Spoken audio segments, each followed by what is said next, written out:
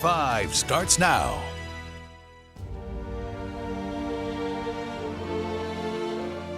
D-Day was all as important as December 7th because it was the end of the war. I honor those who didn't come back, who were wounded, who walked away from it, who are deceased. Those are the guys that are the heroes. New tonight at 5 o'clock, you are looking at video of Patriots Point from our Skyview 4 drone today on the 75th anniversary of D-Day. South Carolina World War II veterans gathered to reflect on the largest seaborne invasion in history. For the next hour, we'll share veteran stories who risked everything to save lives. Plus, we are live across the country tonight at other ceremonies to mark this special day. But first tonight at 5 o'clock, it is the wettest day of the year. You're looking live from the dockside tonight. More showers on tap. Storm Tracker Chief Meteorologist Dave Williams tracking our radar at 5 o'clock. And Dave, it'll be a while before we catch up on all the rain we need. Yeah, and that's just it. We need several days like today. We need that rain to come down, moderate to heavy at times, soak in, and then get another round day after day after day, and we'll slowly start to climb out of that drought. Today was the beginning of some very good conditions to help get rid of the drought. Right now, some moderate rain coming down at the Charleston Airport. 76 degrees. We're seeing those showers.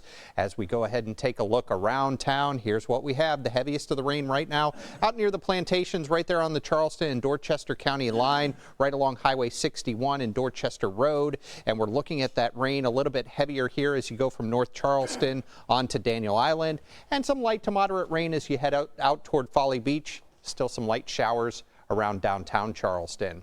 As we go ahead and take a look farther south of town, some rain around Seabrook Island, Hunting and Fripp Island getting the rain, but Beaufort, Sheldon, things have started to dry out on live Storm Tracker Doppler radar.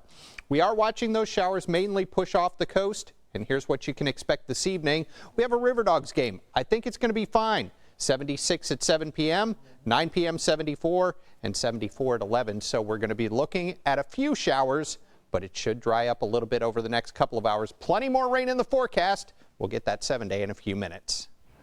Surrounded by 30 German soldiers, a D-Day veteran fought his way out and lived to tell the story. He told it to our Brody Hart. He's live on the USS Yorktown at Patriots Point right now, joining us from Mount Pleasant. Brody?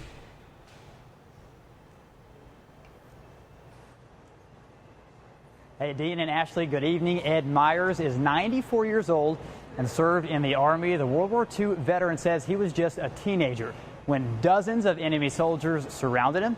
He says that's when his training kicked in. 4 hours.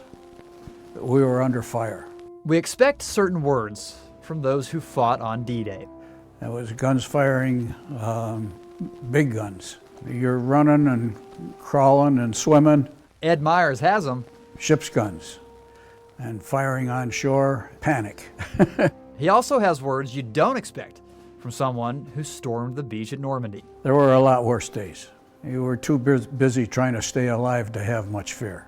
Worse days than D-Day. It's hard to believe, but Myers says one example happened not long after D-Day when he was surprised by dozens of German soldiers. 20 to 30 enemy soldiers came down the railroad tracks. I was in the outpost position, and they snuck down on us. We had artillery zeroed in, mortar fire, mostly BAR in one room and a submachine gun in the other. We all survived. There were all 9 of us, a whole squad. It was awarded the Silver Star for that day and later 2 Purple Hearts, but it's the medal in the middle of which he's proudest. I was most proud of the Combat Infantry Medal. Everybody that was in the infantry received one of those. Words of humility. Yeah, I didn't think that I had done anything special. The words we expect to hear from the greatest generation. It had to be done, and you did it. A lot of guys would have done the same thing. It's my history, and I'm proud of this.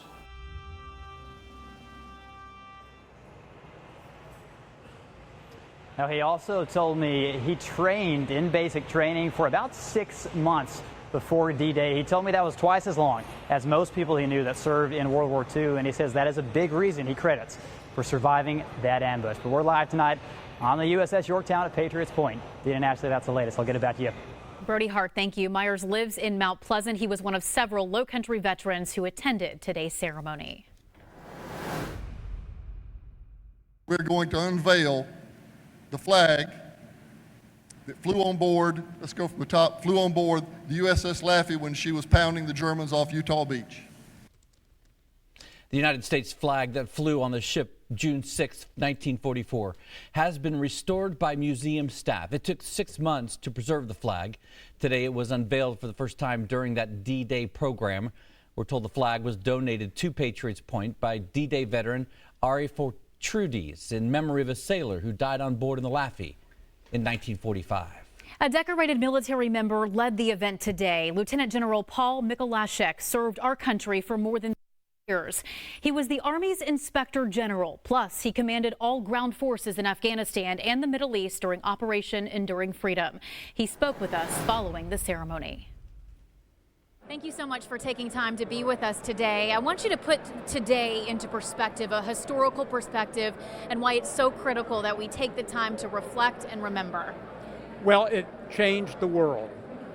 Karl Marlantes wrote a book about Vietnam, and at the end he gets a little emotional and talks about how the clouds fly over the mountains there and people just come and go just like the clouds. That was not the case at Omaha Beach. You can go there today and see the effects of the sacrifice, the commitment of these people who we honored here today and how they changed the world. They liberated millions of people who were under a very impressive, horrible situation. And it was just because of their courage, their dedication, leadership, and what they did that overcame all those obstacles. If you could tell Americans one thing about today, what would it be? Remember courage, heroism, and sacrifice for our country. So thankful for these men here today. What are you taking away from them? Well, first of all, that they are still lively and active and thoughtful and remember their buddies and their comrades and what happened that day. So that's the connection that they have. I don't think any of them are boastful. They're very humble, and part of that is they remember those that went ashore with them that are not here. They either didn't make it or have passed along the way.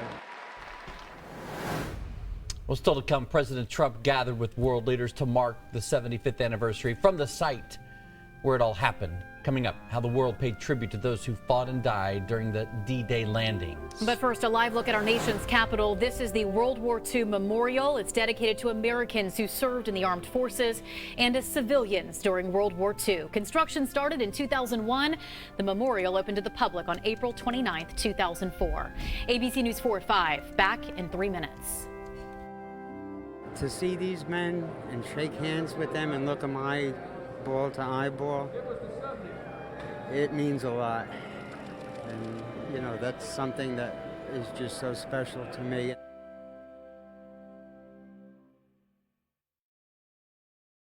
We track storms with Storm Tracker Chief Meteorologist Dave Williams. Oh, so thankful for days like today. When we need rain, we got some rain, but we need a whole bunch more, and we've got some chances in the forecast. Now, we don't need all the rain at once. We don't need a 9-inch rainfall day. What we need are days where we pick up an inch, maybe 2 inches of rain here and there, and that can soak in, and then we get the next round the next day. Hopefully that's what we're going to get, and we may just get that for the next week. We already had the drought get upgraded, so the drought is looking worse. But it's going to stay unsettled around here, and some of that rain could be heavy at times if you get caught under a slow-moving thunder shower. Our severe threat does remain low. Here is that drought monitor just released today. We were in a moderate drought, but now here it is. It's expanded to a severe drought. And I just updated this. We are 8.21 inches below for the year, and we are picking up some rain, just over an inch of rain officially at the airport today. Some spots closer to the coast picked up even a little bit more than that. We have some graduations coming up tomorrow at the North Charleston Coliseum. So if you're headed out there early in the morning, 7 o'clock, 73 degrees. By lunchtime, could again see a round of showers and thunderstorms, 85 degrees. 84 at 4 p.m., some more showers and thunderstorms. So headed out to graduations in North Charleston. Make sure to have that umbrella ready to go. Here's your weekend forecast, and rain is on tap, especially Saturday, looking soggy. The best chances for rain will come from late morning into the mid and late afternoon hours. Early in the morning, maybe a little bit drier, and later in the evening, maybe a little drier. 86 Saturday and then 88 Sunday. This is very much needed rainfall because I showed you that we are in a severe drought. Here are the temperatures across the state. A little cooler closer to the coast, 76 Charleston, 77 Beaufort. A little warmer as you head toward the Midlands. Rock Hill sitting at 84 degrees right now. Look at all this rain along the coast. Beneficial rain, nothing too heavy, and it's able to soak in just a little bit. Around downtown Charleston, a couple showers, especially up toward North Charleston, Ladson, on over toward Hanahan. We have some of those showers coming down. And then south of town, this is where we're seeing the lightning strikes right over top of Hilton Head Island. Take you out a little farther, and we are looking at two storm systems here, a surface low pressure and an upper level low. Both of those are coming our way, and that's going to spread rain in our direction. Futurecast showing us, there you go, 3 o'clock on Friday, showers and thunderstorms just like today. Then as we go towards Saturday morning, it's dry at midnight, and then as we head into the afternoon, this is where I think it's going to be really soggy on Saturday, and moving from Saturday into Sunday, some more scattered showers and thunderstorms will be with us. Your forecast tonight, 72 with lingering showers, and then tomorrow, just like today, mid-80s, showers and thunderstorms likely. We'll keep that much needed rain in the forecast. Highs each day topping off in the mid and upper 80s until we get some sun on Thursday. We'll heat back up into the 90s. They came wave after wave, without question, without hesitation, and without complaint. From the northern coast of France this morning, a moving tribute to those on the front lines on D-Day 75 years ago today. Take a look. This is a live picture right now of the Eiffel Tower in Paris. It is 11:15 p.m. local time right now. Today in France, heroes who put their lives on the line for freedom were honored by world leaders. ABC's Jennifer Eccleston in London now with new video and reaction. Celebrating the valor and sacrifice of the American and Allied troops who fought and died on Normandy beaches. President Trump and the First Lady joining French President Emmanuel Macron in an emotional tribute on the 75th anniversary of D-Day. The World War II air, sea, and land invasion paved the way for the liberation of Western Europe from the Nazis. To the men who sit behind me, your example will never, ever grow old. Row after row of white crosses. More than 9,000 Americans are buried in this U.S. cemetery, most of whom lost their lives on those nearby beaches. You are among the very greatest Americans who will ever live. The leaders paying their respects overlooking Omaha Beach, where on June 6, 1944, over 2,000 American troops perished. Vinny Unger from Orlando didn't know how he would feel seeing this cemetery. I was wondering how I would react, and really I was captured. I still am weeping within some, because I saw so many young guys that they lost their lives. Amid the dignitaries, hundreds of military veterans, their numbers dwindling. They are being celebrated here as the real VIPs. The president thanked the French leader for inviting him to Normandy, calling their relationship outstanding. He'll wrap up his trip in Ireland before heading back to Washington. Jennifer Eccleston, ABC News, London. And Senator Lindsey Graham of South Carolina released a statement on the 75th anniversary of D-Day today. He says, quote, "The beaches of Normandy will always be associated with extreme sacrifice and uncommon valor for all the right reasons. Everything that we enjoyed today was made possible by the success of the D-Day landing. Well done to the greatest generation." Today, planes left behind trails of red, white, and blue as they flew over the D-Day ceremony in Normandy, the colors of freedom that we know today. More than 150,000 Allied troops crossed the English Channel to stop Adolf Hitler. It would cost more than 10,000 lives, but it was the turning point in World War II. Take a look, a breakdown right now of the lives lost from right here in South Carolina. 3,400 souls didn't make it home. Tonight, we honor them. You're watching ABC News 4 at 5. We've always been lovers of history, and we just feel like this is a really special anniversary. The greatest generation really put a lot into our future today, and we just felt it was important to come and honor them.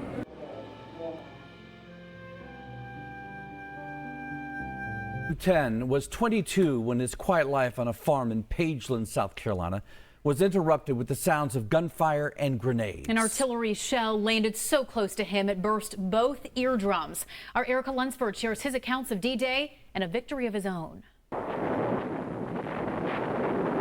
Heading out, not knowing what to expect, running straight into gunfire.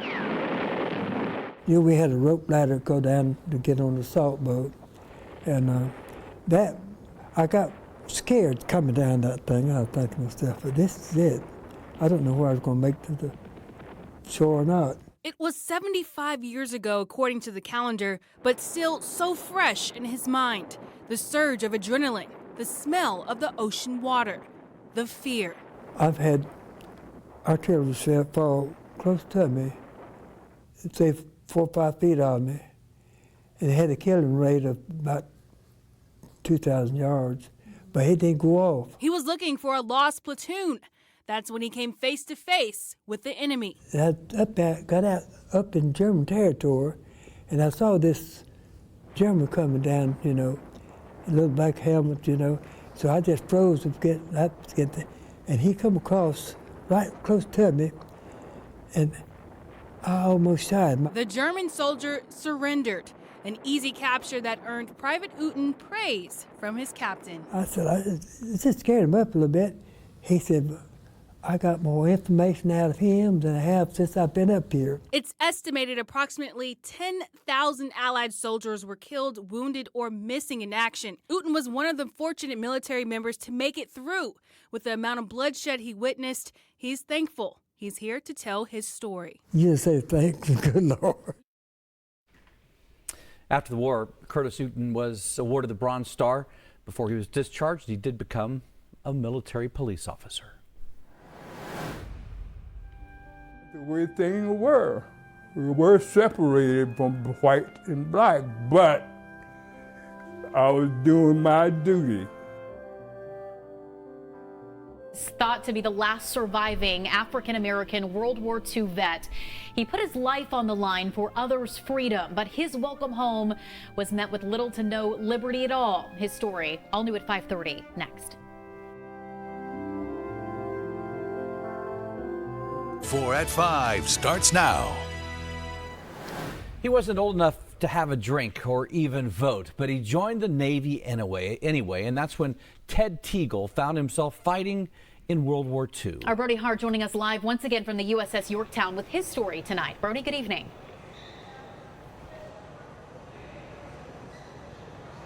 Yeah, Ashley, Dean, good evening to you both. Ted Teagle spent 3 years in the Navy, all of it during the heart of World War II, and tonight he says there's only one thing he'd change. That's that he'd actually seen more action on D-Day. I'm very much admiring those that did slog the shore on that day 75 years ago. Admiration for those who went first. The whole world depended on us winning that war. It was a righteous war. 91-year-old Ted Teagle admires those who stormed Normandy Beach on D-Day for a simple reason. We'd already pulled out of the area. When the landing started, we weren't there. So I'm an apologist about D-Day. The Navy vet says his ship was already heading back to the U.S.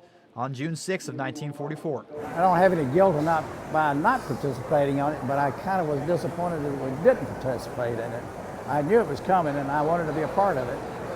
But as it turned out, our part was over with before it started.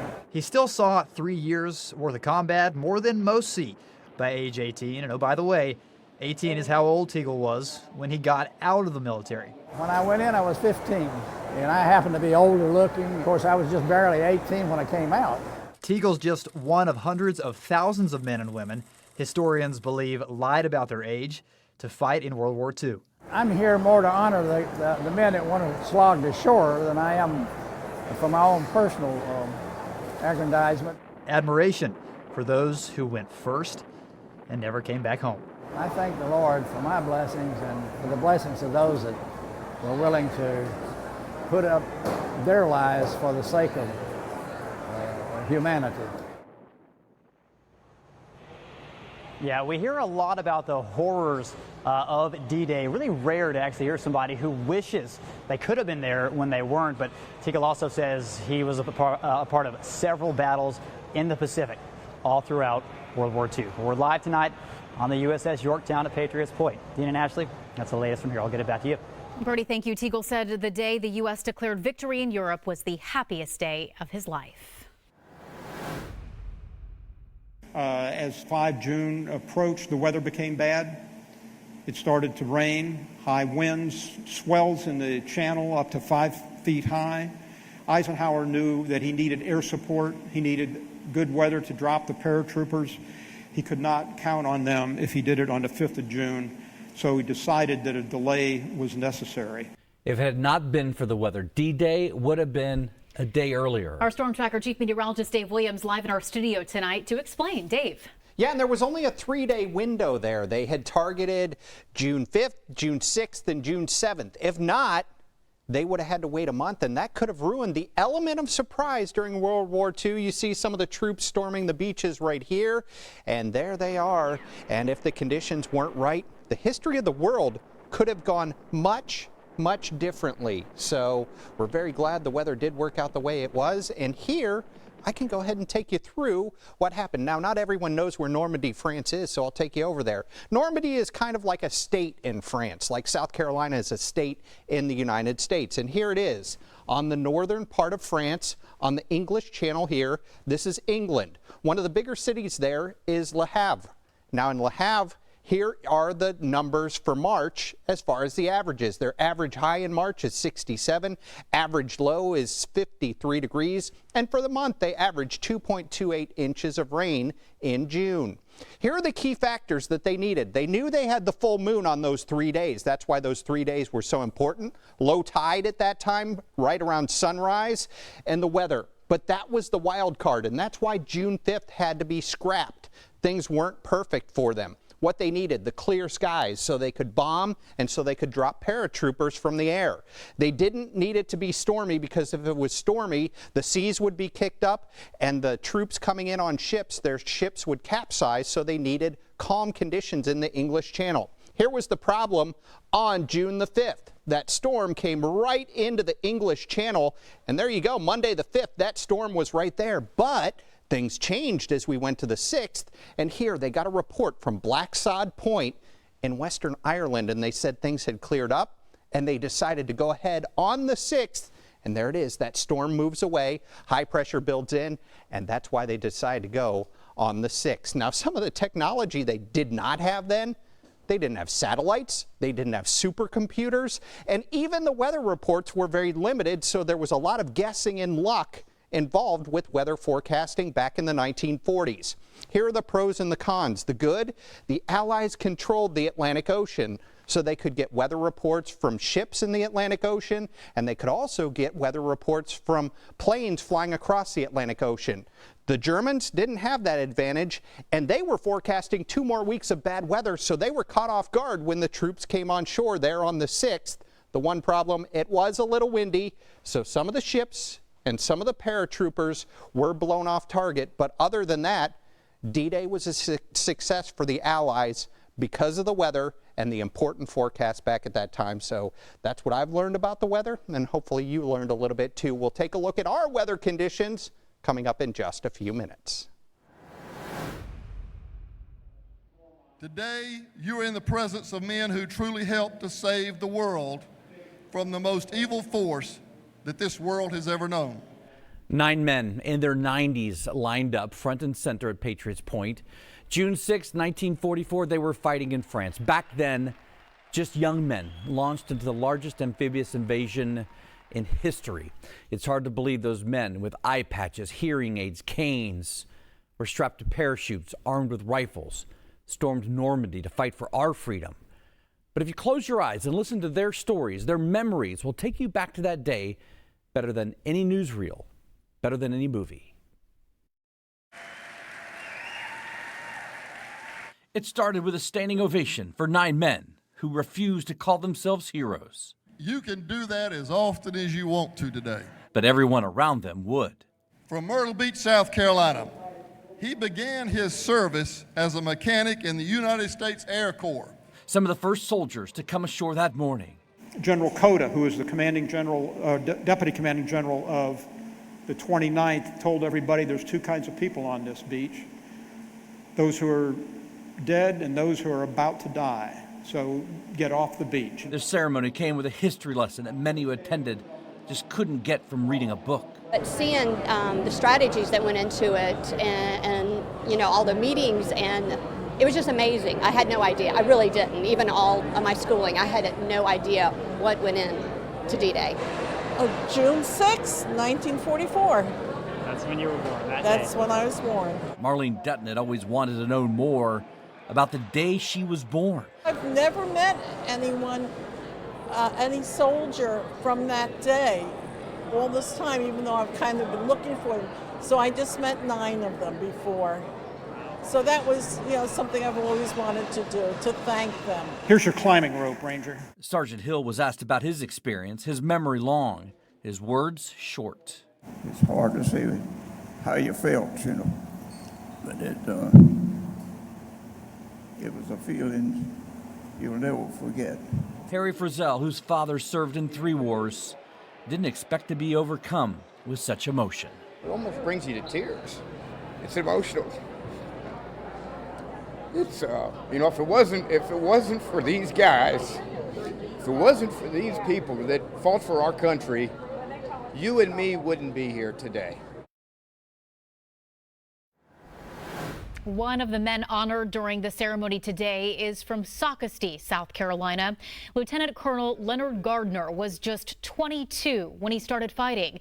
He said he was terrified on D-Day and lucky to have made it out. I guess I was lucky in those days because I was a pretty small guy, still am, and so that I was really the fortunate few that didn't get hit on the beach. Gardner says he never expected to actually have to fight in a war when he joined the Army at 18. He says he joined because it was the only way he could get 3 meals a day. He went on to serve for 23 years. Henry Parham is likely one of the last surviving African-American D-Day combat veterans. And today, more than 65 years after his participation in World War II, he finally got his due honors. He was recognized in D.C. at a ceremony for his dedication and service. But what he did there and what he faced when he came back home, extraordinary. Gary Tuckman has his story for us. 21-year-old Henry Parham worked as a bus porter in Virginia when he entered the U.S. Army. Today, he's an American hero and living history. That's because Henry Parham is believed to be the last surviving African-American D-Day combat veteran. You're going to be 98 in November. Yes. That's almost a century. Oh, yes. And you've seen a lot. Yes, I have. No, you don't want to go down the steps. Henry Parham, who lives in Pittsburgh with his wife Ethel, vividly remembers fellow soldiers drowning off Omaha Beach and the Nazi air bombardments. Of course, I was scared for my life, sure. He was part of a most unique Army combat unit, the 320th Barrage Balloon Battalion. The mission? To launch huge hydrogen-filled balloons from the beaches of Normandy to protect Allied troops on the ground from enemy aircraft above. And most notably, all the soldiers in the battalion were black. Only a relatively small number of black troops were able to be part of the D-Day invasion. The U.S. military still segregated and discriminatory. That's the way things were. We were separated from white and black, but I was doing my duty. He has always tried to focus on the positive. When you came back home after the war, fighting for Americans' liberty, fighting for freedom, and realizing when you got back, you still didn't have that same liberty and same freedom that white Americans had. Were you disappointed? Were you surprised? Or did you expect that? Well, no, I wasn't disappointed because I grew up under those conditions. His wife of 45 years says her husband's optimism has served him well. And I think it's a great honor that he sacrificed to make this world a better place for every one of us. The author of this book about the black soldiers of the 320th says there were 621 troops in the battalion, and that Henry Parham is the last surviving member. And I have to try to find that other. After being modestly quiet about his World War II experiences for decades, Henry Parham has now received accolades and medals, including the prestigious French Legion of Honor Award. I thank God that with all the accolades that are going around, that he's alive to witness it. Henry Parham knows he was fortunate to survive D-Day. Were you afraid you were going to drown? No, because I prayed to the good Lord to save me. Did you know how to swim? No. Despite the hardships before, during, and after the war, Private First Class Parham is very grateful to have served. I did my duty. I did what I was supposed to do as an American. An American hero. Gary Tuckman, CNN, Pittsburgh. And right now, a look, should I say, from today's ceremony in D.C. Wreaths were placed to honor the fallen. Several World War II veterans, obviously, in attendance. Know who's in control. I prayed every day. Faith, it's what a Midlands man says kept him alive. Next, David Derrick's story of survival in the moment he says made it all worth it.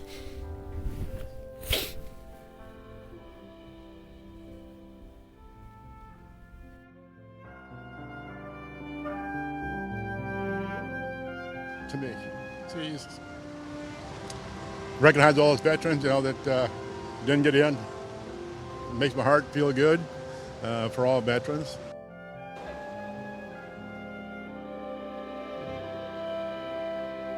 Inspiring, courageous, and moving. 165,000 Carolinians served in World War II. David Derrick was one of them. This week we traveled to Columbia, where the 98-year-old reflected.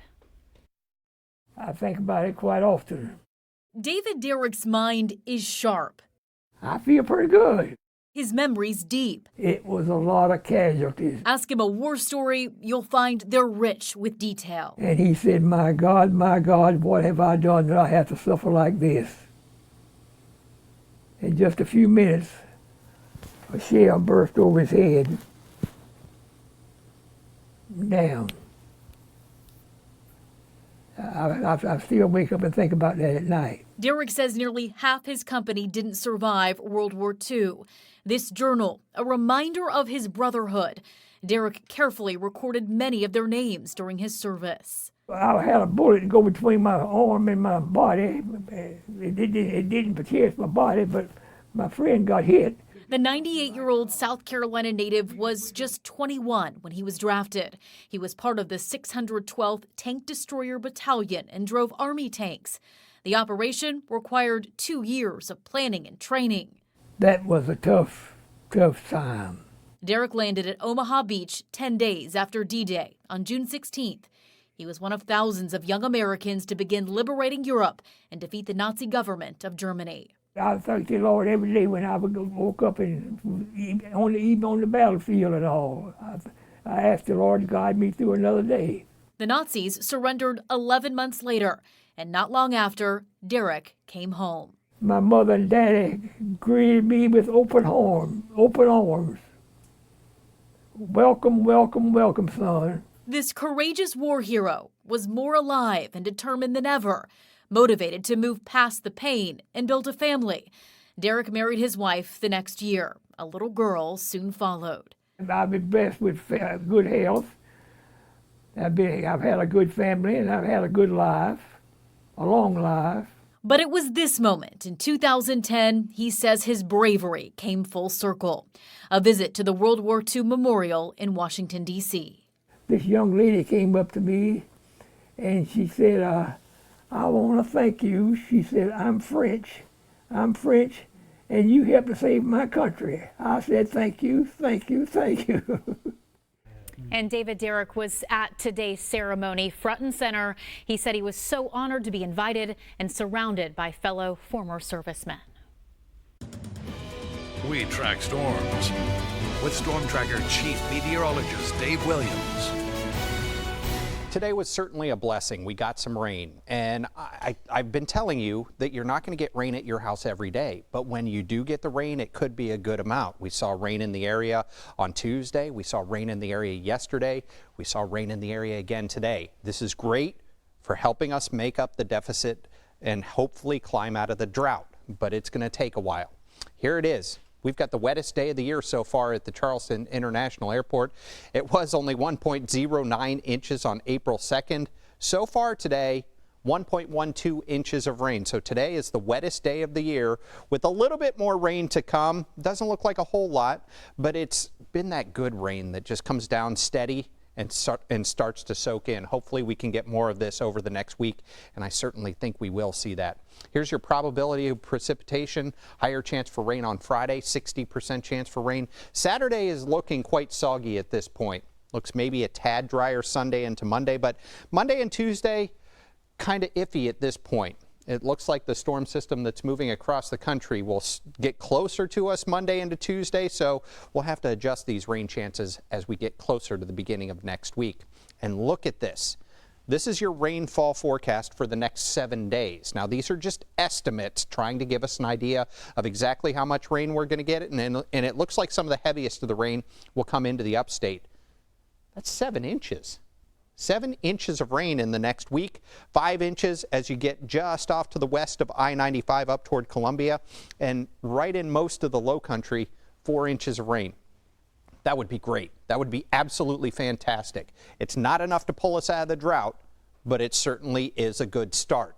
Here's what we have on the radar right now. Live Storm Tracker Doppler radar showing most of the rain is fairly light. We'll go ahead and zoom in on that in downtown Charleston. Some light to moderate rain stretching up toward North Charleston, Wando, Mount Pleasant, on over toward Hanahan, up toward Awendaw, a little bit of light rain. West Ashley picking up some light rain. The stronger showers and thunderstorms off to the south of the Savannah River. Now, these may make a run toward us, but like we saw yesterday, we had some thunderstorms back there, and once the sun started to set, those showers faded away, and we just got a little bit of light rain. As we take a look across the southeast and toward Texas, we've got a big upper level low spinning here. It'll take that several days, probably not until next Tuesday or Wednesday, to make it all the way to us. Ahead of that, we've got moisture transport, and see where this line comes from? The Pacific Ocean. It's bringing moisture from the Pacific Ocean, the Gulf of Mexico, and depositing it in the southeastern United States, just what we need to slowly climb out of this drought. Plenty of showers and thunderstorms from Oklahoma to North Carolina and right here in South Carolina as well. Here's what's going on with Futurecast. We've got a surface low right here and then that upper low a little farther off to the west. That surface low will bring us rain chances, especially tomorrow afternoon into the evening. There they are, scattered showers and thunderstorms. This is a very muggy air mass, and we can squeeze out some showers just about any time. Then as we go up into our Saturday, I think the morning is going to be dry, but see this little trough here? As that starts to pivot through, it's going to bring us more rain chances as we go into our Sunday or late Saturday, and this upper low will kick off those showers as well. Your forecast tonight, 72 to 76, a few lingering showers, but things are starting to taper off. 83 to 86 tomorrow, like today, middle 80s, lots of clouds, plenty of rain chances, and that's about how it looks for the next week. Lots of rain chances in the forecast, mid to upper 80s for highs. I don't think we'll really dry things out until we get to about Thursday of next week. The National D-Day Memorial. Vice President Mike Pence was the keynote speaker. For more on today's ceremony, let's go out to I-10E's McMiller. She is from our sister station in Virginia tonight. Good evening.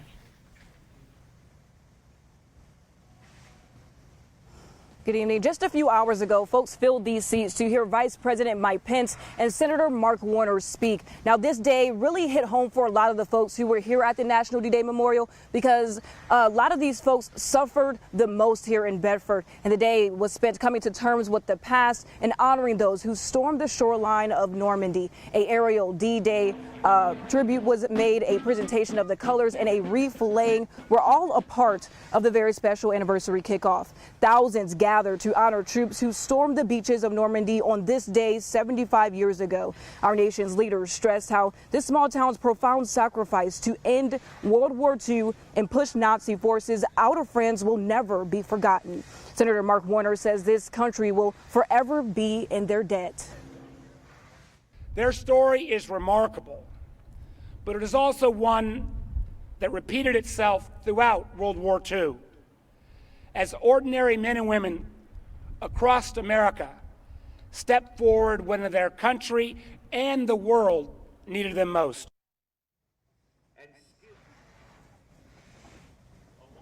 Bedford lost 19 men the first day of the Omaha Beach invasion.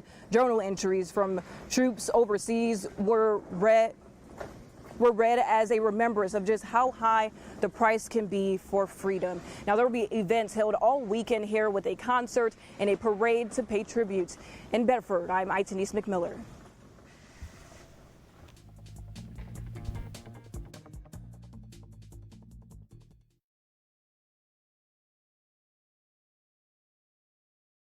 I realize that these heroes from today are not going to be with us much longer.